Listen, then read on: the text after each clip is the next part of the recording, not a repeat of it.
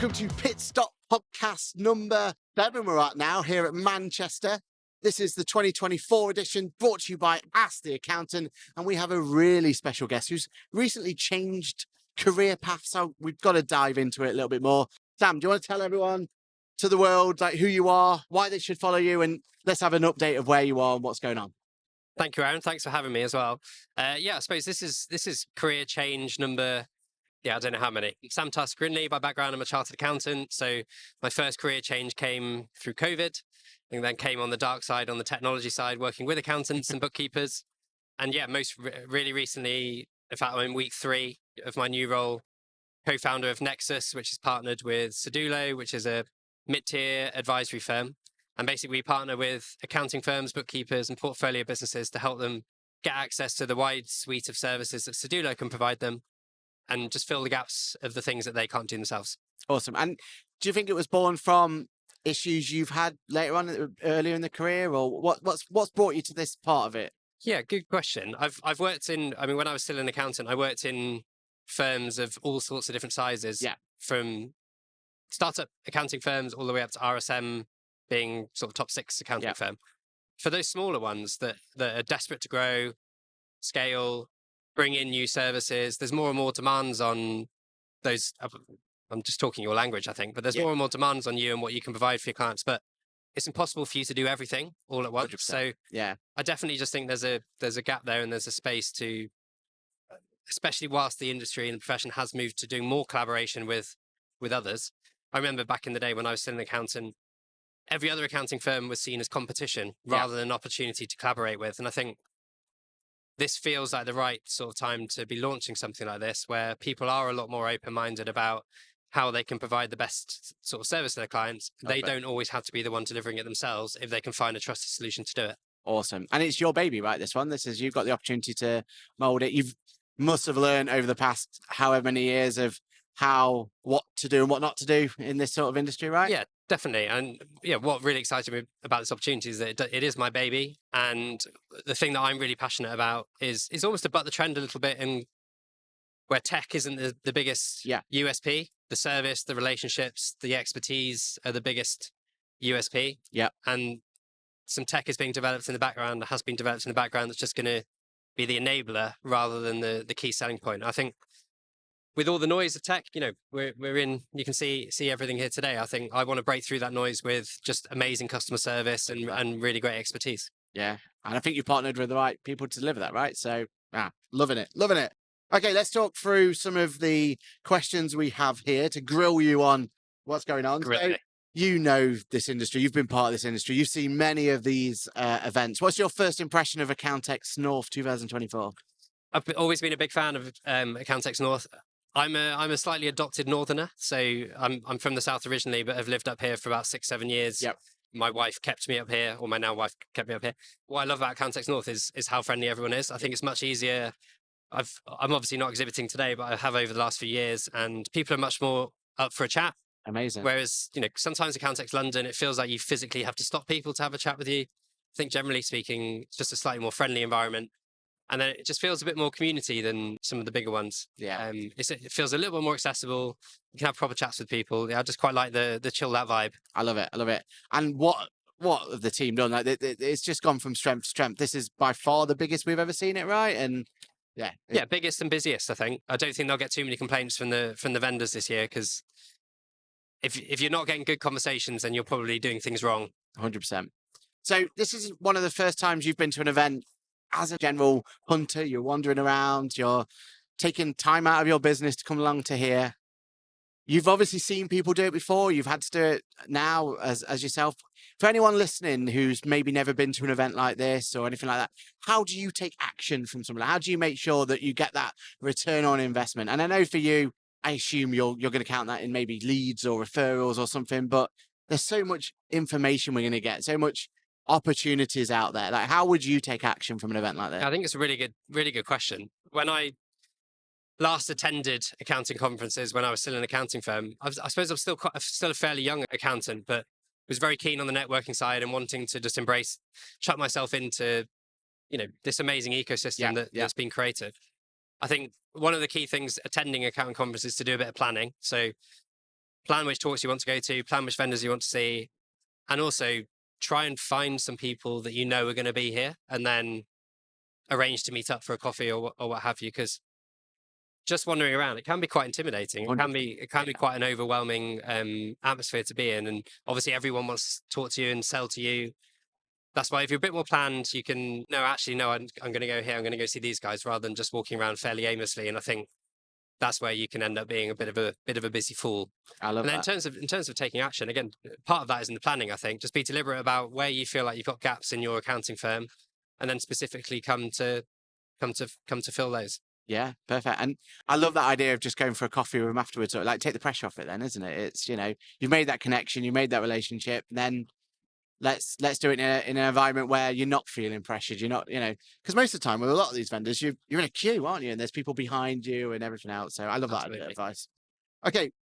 You are definitely someone who is, especially from my world, like seeing you in ICAW and everything else, I see there's definitely a passion for the industry coming from you. But what do you love about this industry? Why this industry? What is it about it?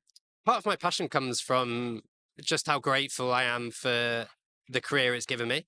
And my career's gone a bit all over the place, and I've not gone down a traditional path in the end, but probably initially I was being pushed down that route, as I think you were back in the day, where you think you've just got to try and become partner somewhere. But so for me, it's born out of being grateful, actually. And then I know this is a weird thing to say because I'm no longer technically an accountant. I still pay my membership. I'm still technically a chartered accountant, but I'm not practicing anymore. But I think it's one of the most exciting times to be an accountant. But I don't think yet the profession portrays itself properly externally to make it seem as exciting or as it could be. And that's, it's not just about sitting and doing number crunching anymore. The human side is even more important than it's ever been. You've got to be growing relationships with your business owners. You've got to provide an amazing service across the board. You've got to be, giving them things they don't even know they need. I just think there's so much opportunity to learn new technology and to, learn people skills and learn human skills and all that sort of thing. It's just so much more of a profession than it's ever been, in my opinion. So that's 100%.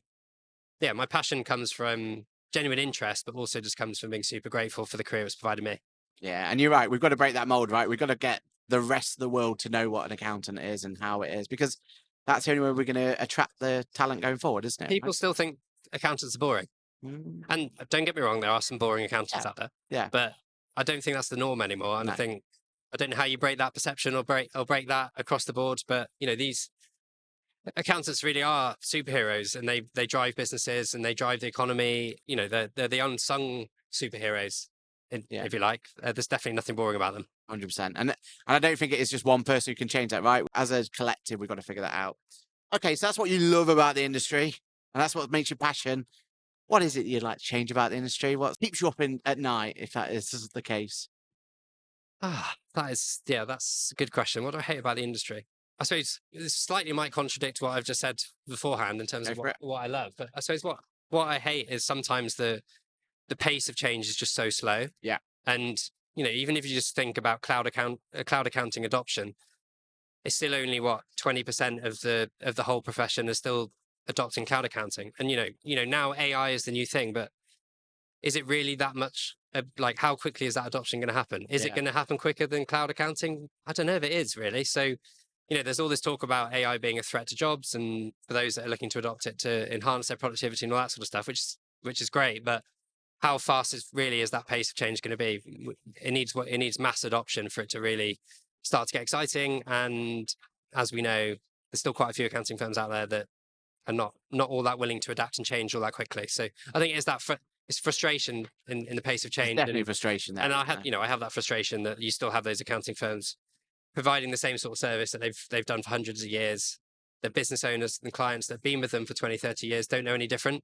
So they're missing out on opportunities to grow their own business, and that's a bit frustrating. It is, isn't it? Yeah. And unfortunately, then if people come into the industry and that's all they see of it, then we don't retain them in the industry, right? And that's the change we're trying to make. Okay, so we normally ask the question of what's your ideal client, but for you, who are you looking to work with? If you were trying to find that type of accountancy firm, what strives you? What's that number one referral you're looking for? Another good question. For me, it's an ambitious accounting firm, i.e. someone who wants to provide more than just compliance. They want to be, I'm not going to say that word advisory, but just they're always looking for other ways to support their clients and, Yep, and yep. to grow their business. If you want me to get really specific about that person, they're good listeners. They want to have conversations with their clients on a regular basis. They're good listeners, because if you partner with Nexus, we're just the solution to a lot of those problems that your clients might have that you might not necessarily be able to do at the moment. So it's specifically niche from an accounting firm perspective is sole practitioner or a small growing accounting firm that can't do lots of the things that we can do, and we just fit really nicely into your process and system, so you can start to offer those services out there. I love that. I mean, that's exactly what we were on the podcast yesterday for Digital Disruption Awards. That's exactly what Joe Woods was saying. Like, it's all about outsourcing, right? You've got to know what your strengths are, know what your weaknesses are. And if you can then start offering more solutions to your clients, they're going to be happier, and it's a win-win, isn't it? Yeah, I mean, I've only been here for a couple of weeks, but I've already been blown away by the variety of referrals that have come our way. So because of my background, everyone assumes that there's loads of funding referrals that get sent our way, and of course there are already. But we've just done a solicitor's accounts rule audit for someone. We're doing company valuations. We're doing R&D. It's just like, I think it's pretty unique out there at the moment that you can get all of that in one trusted place. And I think accounting firms, well, so far the ones I've spoken to, quite like that it's just streamlined in one area. Yeah, and you're right. There's not really anyone properly doing it around this area. So love it. Let's think back 12 months from here. So you were here for Swoop, I assume you were started there. I was. Think back to a piece of tech or an app or something that you've been using in your day-to-day life now. And it doesn't have to just be work related, it could be anything that you wish you could go back 12 months and say, adopt this now. This is something that's completely changed my way. It's completely changed the way that I work, and for the better. And realistically, we just want to find something that the listeners can go, you know what, I should be adopting that now. Is there anything out there that you can think of that's completely changed the game for you? The biggest thing I've adopted since being out of accounting and then on the tech side, the thing, and this is probably a really boring answer, but I think the thing that has helped drive a bit of culture and communication in the places I've worked since leaving accounts, it's just been Slack. Yeah. And I think Slack 100%. Is a great communication tool, where I see lots of people using Teams or, Facebook Workplace or whatever it's called. I think for me, Slack has an edge on that. And it's just been a really useful way to keep in touch, but in a really systemized, pragmatic way. I've really enjoyed. I think Slack's brought along things together. And then my underutilized tool, I utilize it a lot. And again, this is going to sound really simple, but WhatsApp. Yeah. I don't know why more accounting firms and businesses like ourselves don't use WhatsApp.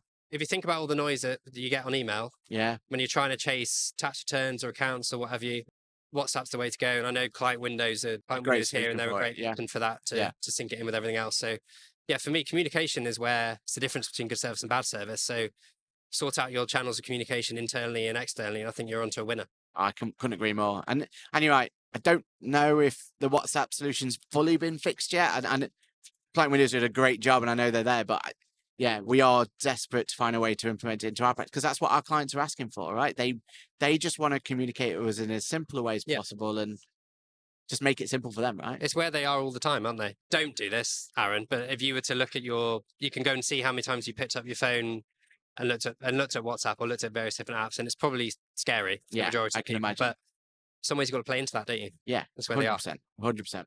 Okay, you've kind of already answered this, but we'll try and put it in a different way. So we've looked 12 months backwards. Let's look 12 months forward. AI is the buzzword at the moment. Is it just a buzzword? Is it just a fad? Or do you generally believe that this is going to be something that's going to be a force of good for the accounting industry? I think it definitely can be a force for good.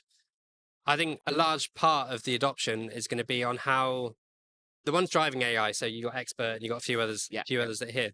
If they invest in the implementation and the success part of their teams, I think you might get better adoption. But one of my frustrations has always been with tech companies is that they just hire a load of salespeople and they don't invest enough in the teams that are actually supposed to be there to work with the accounting firms to help them to adopt it properly.